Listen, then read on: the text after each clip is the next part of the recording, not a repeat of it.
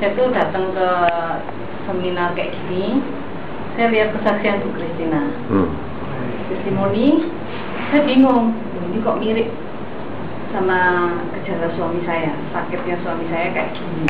Tapi apa mau ya suami saya? Karena dalam satu hari minum obatnya itu 25 biji. Pagi 10, siang 5, malam 10. Insulinnya 22 unit. Siang, tapi kalau levermirnya 22 unit siang, kalau pagi itu Novomix 15 unit, malam juga 10 unit Novomix. Saya selalu suntik sendiri. Terus suami saya ini kan HB-nya selalu turun sampai 6. Dia kalau jalan selalu serempeng kayak orang mabuk. Kalau jalan saya sampai capek sendiri karena badannya gitu. Dia nggak jalan digandeng gini, neken sampai saya gini-gini loh. Anak saya 2, untung ya saya ini gemuk. Jadi sama suami saya, anak-anak saya juga gemuk. Jadi bisa ngangkat papanya, dia bisa jalan. Kerja juga gitu. Kerja Pak Bero itu nggak bisa kerja sampai full 5 jam, nggak bisa. Dia kena panas, pusing, pulang. Kadang-kadang saya bingung, ini kerja kok cepat pulang. Dia nggak bisa. Pokoknya Pak Bernard kan sebelum minum ini kan badannya lemah, kreatin udah tinggi, HB turun, kondisi badannya lemah sekali, terus dia suka tumpah. Dokter ginjal bilang kalau suka tumpah terus itu kreatinnya meningkat, HB-nya turun, terus gimana, kondisi lemah, dia nggak bisa makan, dikasih obat kalau nggak makan pun gula itu pasti tinggi, bisa 400, bisa 300. Dia nggak makan juga sudah segitu, belum insulin, sebetulnya belum insulin. Akhirnya dokter sudah menganjurkan juga, Pak, insulin aja, karena obat yang dikonsumsi itu udah banyak, komplikasimu udah banyak, udah dari mata, ginjal, jantungmu, semua. Kakinya udah bengkak, pakai sepatu nggak bisa. Sampai saya beli sandal yang Crocs itu, jadi kakinya bisa masuk. Kalau pakai sepatu pantofel atau sandal nggak bisa. Terakhir Pak Bernard juga gini, aku ini obatnya terus, susah BAB. Maka waktu saya lihat Bu Kristina kesaksian tuh, ini kayak baju ini, semuanya kok kayak baju ini. Saya coba, makanya itu saya pulang juga, Pak Penca udah bilang, Bu ini nggak usah lihat harga, taruh aja, nanti suamiku kan lihat. Saya udah dengar dari testimoni itu semua, khasiatnya tuh gimana. Suami saya tuh pengennya sembuh. Kalau minum obat dokter apapun, itu cuma efeknya sementara aja, tapi untuk penyembuhan di dalam itu tidak ada. Saya sudah merawat mertua saya, sakitnya seperti suami saya nggak mau jual rumah lagi seperti dulu, karena pengobatan seperti itu. Kalau saya yang terjadi, waduh gimana saya mau jual rumah kedua ini, saya gitu, tapi saya nggak mau.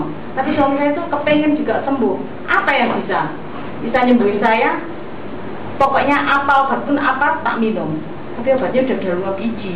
Dia mikir-mikir juga. Waktu dia, ini aku obat, apalagi waktu kuliah saya bawa pulang, dia bilang gini, ini nggak ngeracunin aku, Lis. Wah, aku ngeracunin enggak, itu tergantung kamu. Kalau niatmu ada kemauan, pasti ada kesembuhan juga.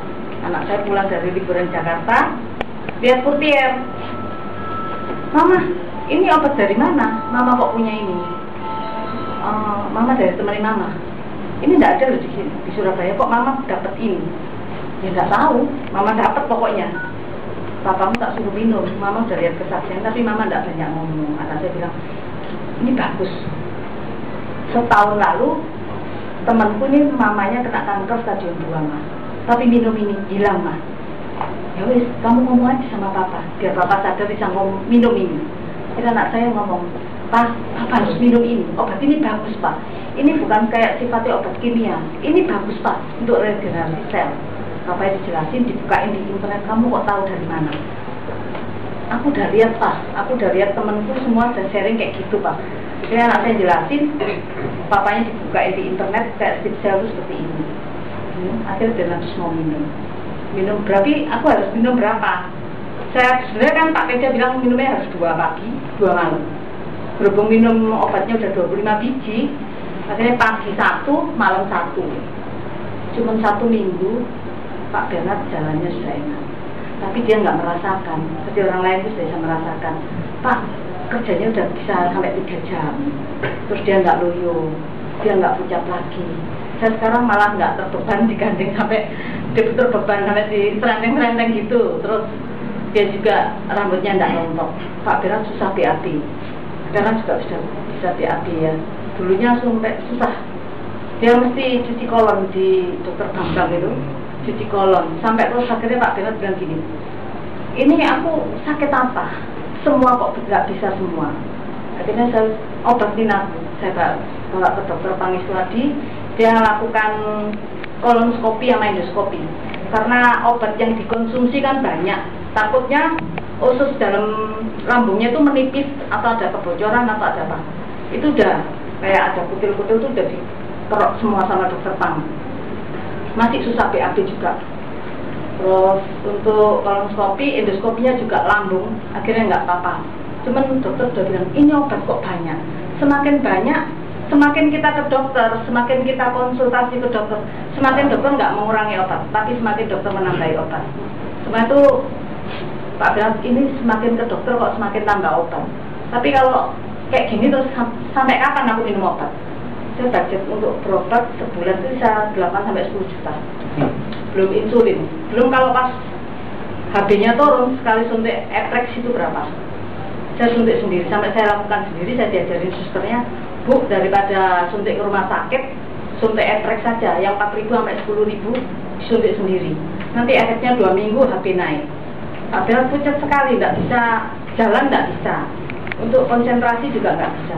Tapi setelah minum Propier ini, ya seminggu sampai sekarang terapi ini, ya Pak Berat ada kemajuan banyak. Bisa jalan sendiri, kerja juga bisa waktunya bisa lebih lama. Pak Berat juga mengalami perubahan ya, kayak rambut tumbuh, tidak rontok lagi, BAB juga gampang. Terus yang terakhir itu saraf kaki, kena saraf kaki. Pak Berat kalau pakai sandal, tidak bisa, nggak ada sandatannya.